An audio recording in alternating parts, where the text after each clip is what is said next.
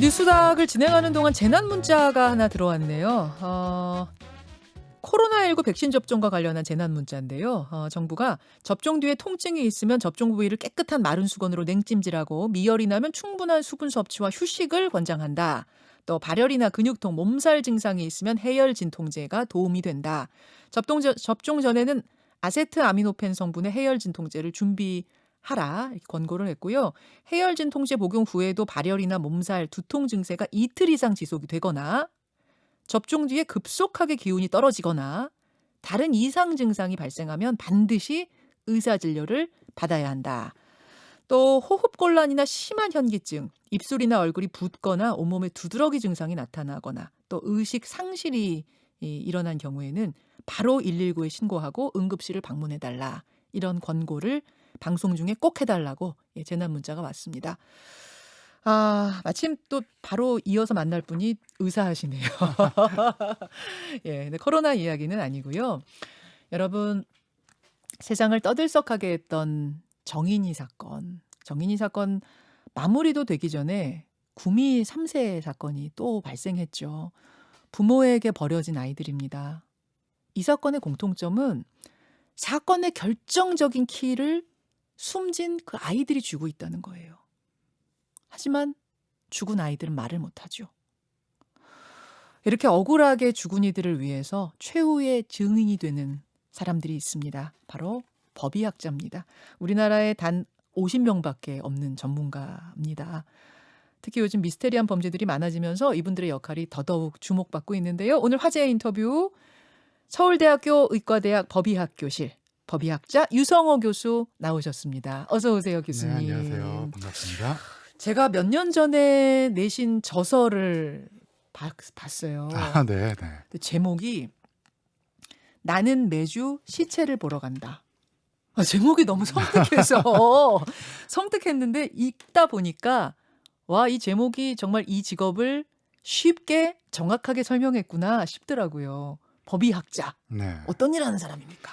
뭐 쉽게 생각하시면 부검을 하는 의사라고 생각하시면 될 것 같고요. 그렇죠. 근데 이제 법의학이라는 게 원래 이제 법률과 관련된 의학이라는 뜻이 있어서요. 뭐 부검도 하지만 혹시 법률에서 필요한 여러 가지 의학적 사항을 자문하고 실행하고 또 연구하는 학문을 담당한 사람을 뭐 법의학자라고 보시면 될 것 같습니다. 국가수에서 뭐 DNA 검사하고 이거하고는 별개인 거죠. 그렇죠. 네. 법의학자들은 부검을 하는 부검의입니다. 우리나라에 정말 50명밖에 없어요? 이게 이제 어떻게 세느냐에 따라 사람 숫자가 달라지는데요. 이제 네네. 저희가 창피하니까 조금 은퇴하신 선생님들까지 모두 다 세면 이제 60명 가까이 되는데요. 너무 적어서 좀 네, 창피하니까. 근데 이제 은퇴하신 분들도 그래서 현역에서 지금 막 다시 모셔갖고 일도 하시고 그러는데요. 실제 지금 하고 있는 분들은 한 50명 정도 된다고 보시면 될 것 같습니다. 어디 단체로 학회를 가거나 뭐 세미나 가고 이럴 때도 버스를 같이 타지 않는다.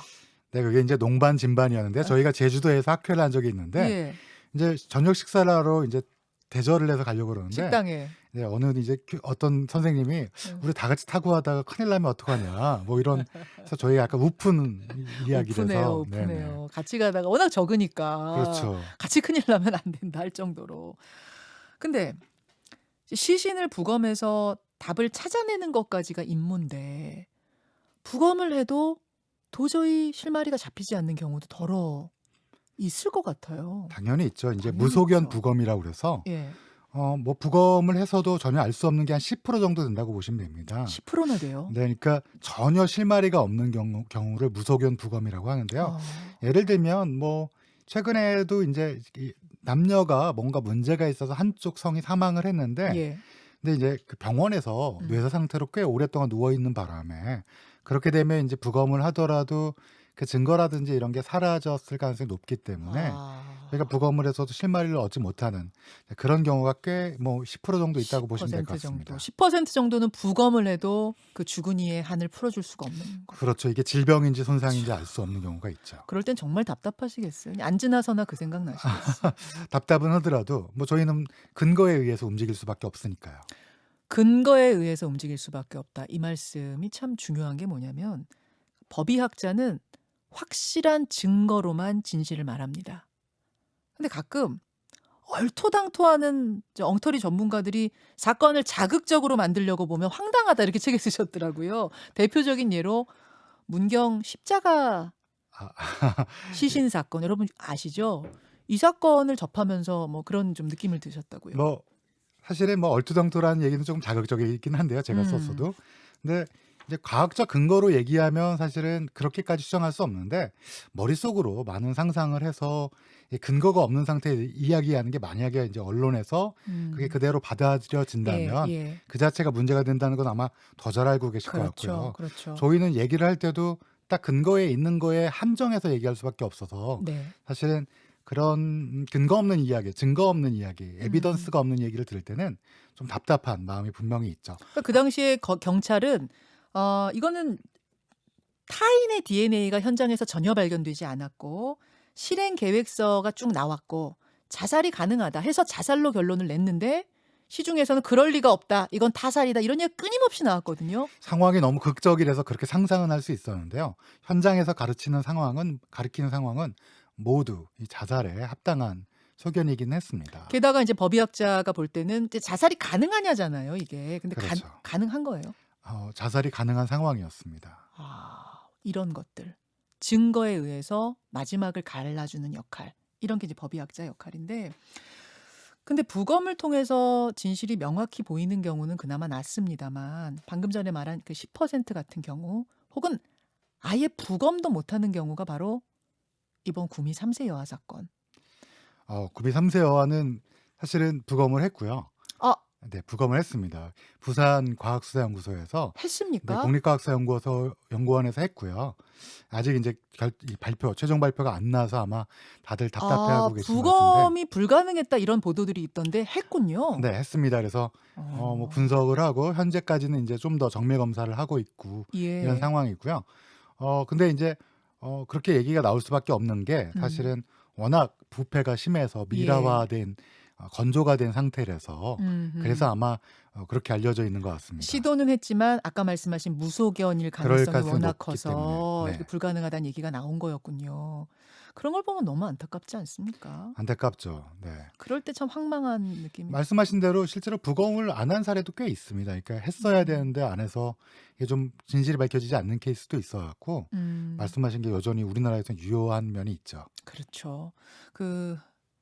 뭐 구미 사건 이야기가 나온 김에 법의학자니까 제가 여쭙습니다만 국가수가 DNA 검사 4번이나 했는데 이게 틀릴 수도 있어요? 틀릴 수가 없습니다. 왜냐하면 당시에 저희 부검의도 잘 아시는 분인데 네. 부검의 그 조직을 아동에게서 채취를 했고 사망한 아동에서 채취했고 예. 또 이 분석 기술이 STR이라고 조금 얘기가 어렵지만 예. 이게 사실은 바뀌기나 아니면 변경되기 어려운 99.9가 뒤에 4개 이상이 붙는 9999. 그렇죠. 4개가 이상이 붙는 벌써 40년이 넘는 확고한 기술로 자리 잡은 거기 때문에 예. 이건 바뀔 수가 없습니다. 그러니까 시신에서 그 정확한 채취를 했고 또 여성에게서도 정확한 채취를 했기 때문에 이건 이제 수사기관에서 좀 더 밝혀야 되겠죠. 그렇군요. 그러니까 이게 시신이 아니라 뭐 그냥 집에 있는 머리카락 어디서 이게 아닌 거네요. 그랬다면 저희가 충분히 의심해 볼 수 있죠. 알겠습니다.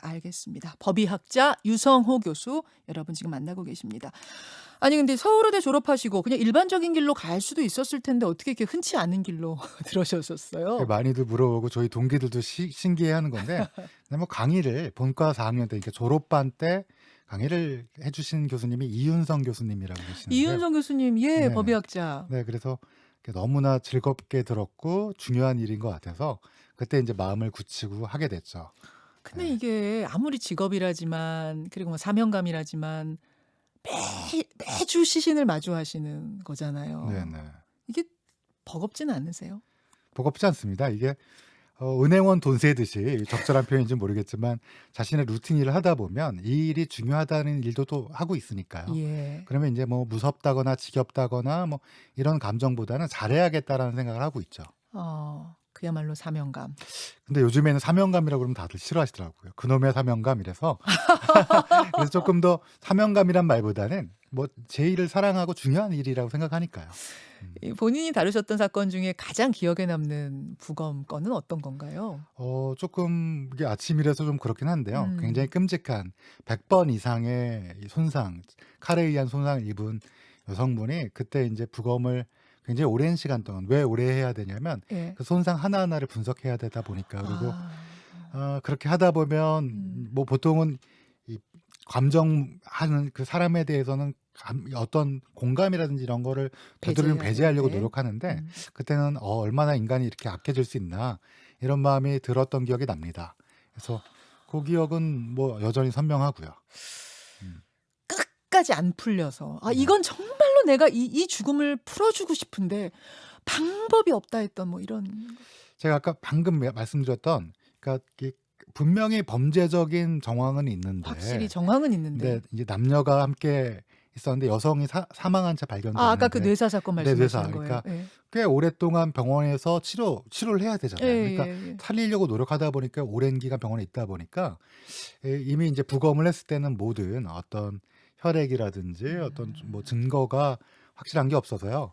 경찰분들도 너무 안타까워하고 왜냐하면 분명히 정황상 그래서 뭔가 미제로 끝났어요 그러면 결국? 지금 현재 그렇죠. 미제일 수밖에 없죠. 아. 근거가 없다 보니까. 그럴 네. 때 참 그럴 때 많이 안타깝죠. 그 저는 그런 생각이 들어요. 법의학자는 우리 사회의 민낯을 보는 사람들이다. 그러니까 개인의 비극을 마주하는 일이기도 하지만 동시에 시대의 비극을 또 목격하는 분들이에요. 예를 들면은 뭐 대구 지하철 참사. 음. 이 시신들이 오면은 사고 당한 분들이 오면 신원 가려주는 역할도 다 하시는 거잖아요. 부검에서. 그렇죠. 그런 거라든지 세월호 참사도 마찬가지였을 거고 또 백남기 농민의 죽음 뭐 이런 것도 다 부검을 통해서 뭐 어떤 이유인가 이런 거 밝혀내는 분들이 다. 네. 그래서 저희 동료인 국가수에 계신 선생님들이 정말 고생을 많이 했어요. 뭐 대구도 그렇고 세월호 사건 때도 예. 굉장히 고생을 많이 해서요. 다만 뭐 누군가는 분명히 해야 될 일이고 그렇죠. 그래서 뭐 이렇게 알아주시는 분들이 있으니까 감사합니다. 요즘은 자살로 스스로 목숨을 끊으시는 분들의 경우도 다 판명을 해 주신다고 제가 들었어요. 네. 왜냐하면 이게 혹시 정확하지 않을까 봐 문제가 될 수도 있기 때문에 경찰에서도 많이 신경을 쓰고요. 근데 우리나라가 그 OECD에서는 자살이 1 위예요. 그래서 이거를 좀 줄일 수 있는 방법이 없을까. 개인적으로 일 주일에 2번씩 부검을 하는데 이틀 월요일과 예. 금요일 그때마다 빠지지 않고 자살 예가 있어서 굉장히 안타깝게 생각하고 있습니다. 죽은 자의 억울함을 풀어주는 분. 제가 아까 사명감 얘기하지 말라 그러셨는데도 자꾸 남들이. 사명감이란 이야기를 하게 돼요. 지치지 마시고요. 네. 그리고 무엇보다 후학을 좀 많이 키워주시기를. 네. 그래서 버스 같이 타고 다니실 수 있기를 알겠습니다. 기대하고 응원하겠습니다. 서울대학교 의과대학 법의학교실 법의학자 유성호 교수님 대단히 고맙습니다. 네, 감사합니다. 김현정의 뉴스쇼는 청취자 여러분의 참여로 이루어집니다. 트위터, 페이스북, 레인보우 게시판, 그리고 단문 50원, 장문 100원의 유료 문자 샵 1212, 우물정 1212 통해 참여하실 수 있습니다. 김현정의 뉴스쇼, 여러분과 함께 만듭니다.